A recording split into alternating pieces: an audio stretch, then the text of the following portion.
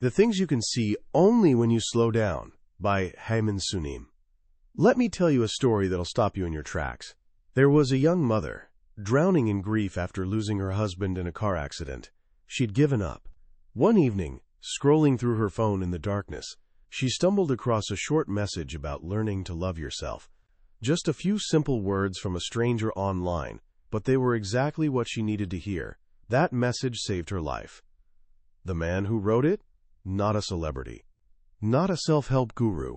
Just a Zen Buddhist monk named Haemin Sunim who'd started sharing thoughts on Twitter, hoping to offer a little calm in our chaotic world. He never imagined what would happen next. Millions of people started following him, not for advice exactly, but for something we're all desperately searching for: a moment of peace. Those simple tweets became a book called The Things You Can See Only When You Slow Down, and it absolutely exploded. In South Korea alone, over 3 million copies sold. Think about that number for a second. And here's the thing. It wasn't because he revealed some complicated formula for success. It was because he offered something we need even more. Permission. Permission to rest. Permission to be imperfect. Permission to be happy right now, not someday when everything finally falls into place. The author's own journey is pretty fascinating. Born in South Korea, he came to America to study film, but ended up on a completely different path. He studied at Berkeley, Harvard, and Princeton before returning to Korea for formal monastic training. So he gets it from both sides: the relentless pace of Western life and the ancient wisdom of Eastern traditions. Today I want to share that wisdom with you. Because if you've ever felt like you're constantly running, but never actually getting anywhere, if you've felt overwhelmed by the sheer speed of modern life, then stick with me. By the end of this, you'll understand one fundamental shift in perspective that can bring peace to even the busiest mind. And here's the beautiful part. It has nothing to do with changing the world around you, and everything to do with changing the world within you. Picture this. You're in the middle of a frantic day, your mind juggling a dozen worries at once, and suddenly you stop and think, why am I so incredibly busy? We've all been there, right? But here's where the author flips everything on its head. He asks, is it the world that's busy, or is it my mind? Mind. Blown. We think of our mind as this small, private thing, tucked away inside our heads, completely separate from the massive world outside. We feel powerless against this huge, overwhelming force. But according to ancient Buddhist wisdom, that boundary between your mind and the world? It's an illusion. The author tells this wonderful story about a Buddhist nun friend overseeing construction of a meditation hall. When they were installing roof tiles, she suddenly realized she was seeing roof tiles everywhere. Their colors, shapes, materials. Then during the flooring phase, all she noticed were floors. It hit her like a lightning bolt. The world we see isn't the entire world. It's just the tiny slice our mind happens to be focused on right now. But to us, that tiny slice feels like everything. Here's the kicker. The world has never once complained about being busy. It just is. The whirlwind, that's happening inside our minds. And this is incredibly empowering because it means you're not helpless. You don't have to wait for the world to calm down. The secret is letting your mind rest first. As the author puts it, when your mind rests, the world also rests. Think about being crammed into a packed subway car. You have a choice. You can get frustrated and annoyed. Or you can have a little fun with it and think, hey, at least I don't need to hold the handrail. Same situation. Completely different experience. It's not what's happening to us, it's how we see it. So if our mind shapes our reality, what do we do when it's filled with a storm of difficult emotions? When anger, sadness, jealousy, or disappointment threatens to overwhelm us? Our instinct is to fight it, control it, push it down, make it disappear as fast as possible. But here's what the author says. That's the one thing guaranteed not to work. In fact, it makes everything worse. He shares this brilliant analogy. Imagine a fish tank full of water and mud. When you stir it up, everything gets cloudy. Now, if you want to see the fish again, What's the absolute worst thing you could do? Plunge your hands in and try forcing all that mud to the bottom. The more you thrash around, the murkier everything becomes. Our emotions work exactly the same way. When we fight them and try to force them down, we just churn them up stronger. So what's the answer? This is the beautiful part. You do nothing, you just wait. Let the tank sit, and eventually, naturally, the mud settles and the water clears. That's how we should treat our emotions. Don't fight them. Don't grab hold and turn them over and over in your mind. Just observe them. Watch that anger or sadness like it's a cloud passing across the sky. Your awareness is the sky itself, vast, open, pure. The emotions are just temporary clouds drifting through. They can never pollute the sky. The trick is separating the raw energy of the feeling from the label you slap on it. The label anger feels permanent, but the actual sensation? It's constantly shifting. Watch it quietly, without judgment, and you'll see it change shape and eventually dissolve. It fades on its own, as long as you stop feeding it. The author says we should befriend our emotions, and when you look deeper, you'll often discover that the person who hurt you is suffering too. They lash out because they're in pain. Understanding this doesn't excuse their behavior, but it lets you see them with compassion, which frees you from the prison of your own anger. Once we find this inner calm, it naturally transforms our relationships, and relationships are often our biggest source of both joy and pain. Here again, the author offers a simple, powerful metaphor. He tells a story from his 20s, backpacking across Europe with a close friend from his monastery. The first week? Amazing. They were inseparable. But eventually, they ran out of things to talk about and started getting on each other's nerves. Not fighting exactly, just needing space. So one morning, they decided to explore separately and meet back at the hostel. At first, the author felt incredible freedom. He could go anywhere, do anything, no consultation needed. But as the day wore on, he noticed the downsides. No one to watch his backpack at the restroom. Eating alone wasn't as fun. When he saw something beautiful, there was no one to share it with. By evening, he was genuinely happy to see his friend again. From this, he learned something crucial. Maintaining a good relationship is like sitting by a fireplace. Too close for too long, you get burned. Too far away, you can't feel the warmth. Every healthy relationship needs that perfect distance. Close enough to feel the warmth of connection, but with enough space for independence and privacy. Too much closeness feels suffocating. Too much distance feels lonely. It's all about that gentle balance. The other major relationship killer? Pride. We fight because we're determined to prove we're right. This brings up another wonderful story about an ancient Korean government official named Maing Sa-seong. Young, brilliant, and incredibly arrogant. One day, Maing visited a renowned Zen master, asking for advice on ruling his village. The master simply said, "Avoid doing evil and do good for others." Maing was insulted. "Even a 3-year-old knows that," he snapped, getting up to leave. But the master asked him to stay for tea. While pouring, he filled Maing's cup to the brim and kept pouring, letting hot tea spill everywhere. "What are you doing?" Maing shouted. The master replied calmly, "You know too much tea ruins the floor, but you don't know that too much knowledge ruins your character." Embarrassed, Maing rushed to the door and smacked his head hard on the doorframe. The master gently said, "If you lower your head, you won't bump into trouble." Such a powerful lesson. So many conflicts come from pride, from refusing to lower our heads and just listen. We get caught up in being right and forget what actually matters.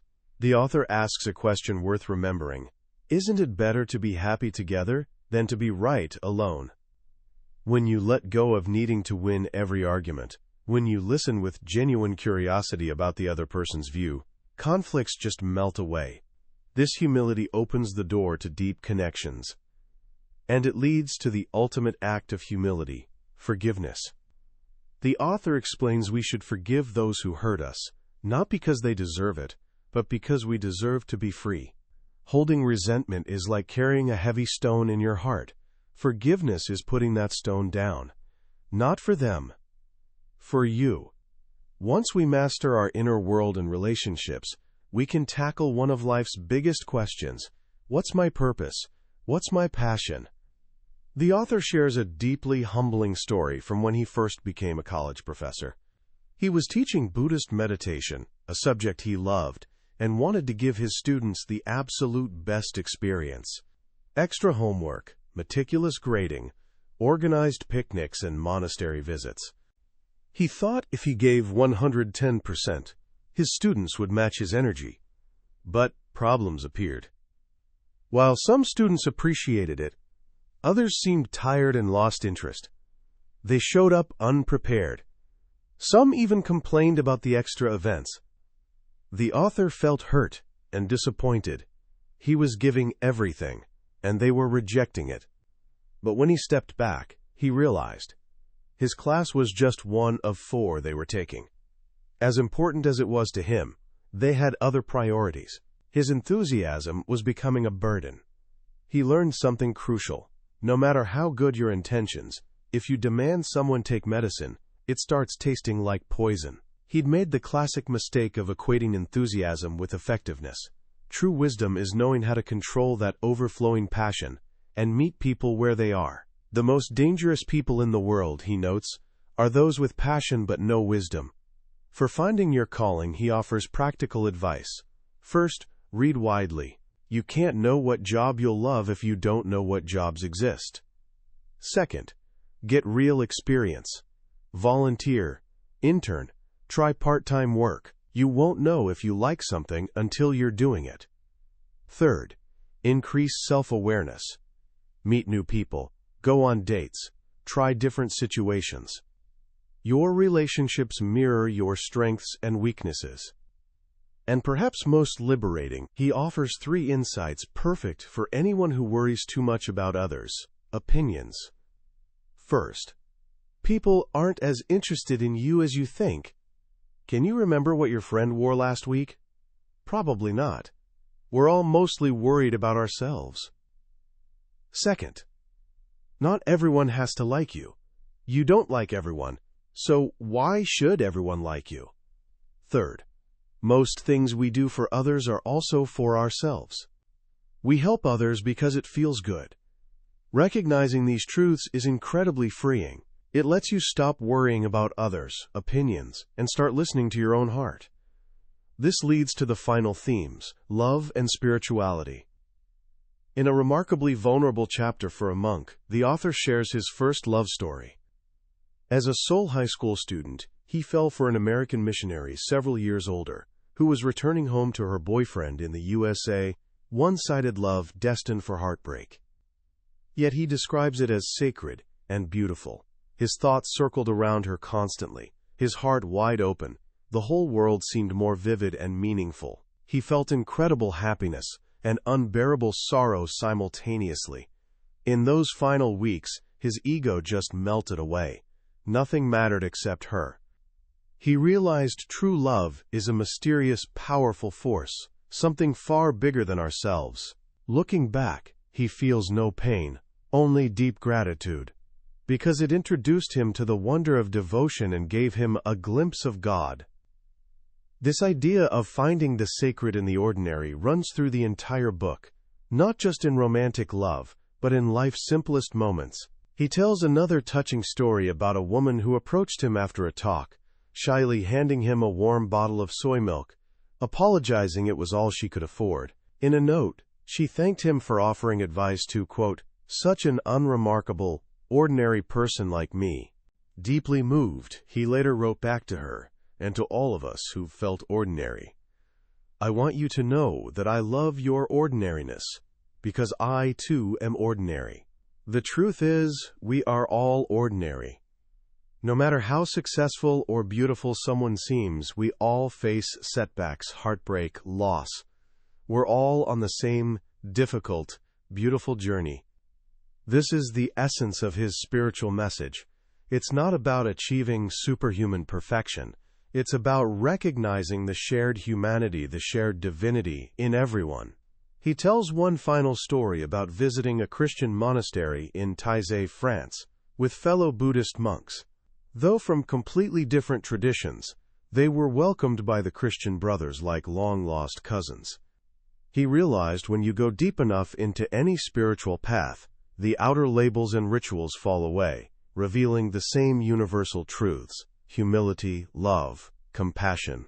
The conflicts we see rarely come from the founders of great religions, but from their fanatical followers who get stuck on the surface. In the end, the path to a spiritual life, to a happy life, isn't found in complex doctrines or rigid rules. It's found in the simple, profound act of slowing down. Because only when we slow down can we notice the world around us, connect with people in our lives, and hear the quiet wisdom of our own hearts. As we wrap up this journey through this beautiful book, I'm thinking about why it's resonated with millions worldwide. In an age of life hacks, productivity guides, and the endless pursuit of more, this book offers something radical and deeply comforting. It doesn't tell you how to do more. It gives you permission to do less. It suggests the peace we're searching for isn't something to acquire or achieve. It's already there, waiting beneath the noise of our busy minds. The genius of Haemin Sunim's writing is its simplicity. He takes profound ancient wisdom and makes it feel as natural as breathing. The analogies he uses, the muddy fish tank, the fireplace, the overpoured tea, they're so vivid they stick with you long after you close the book. They become mental shortcuts to a wiser, calmer way of being.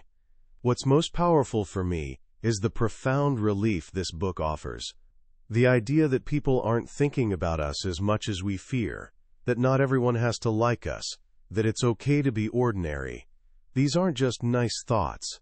They're liberating truths. They lift the heavy weight of constantly trying to perform and measure up to some imaginary standard. The book gently guides us back to ourselves.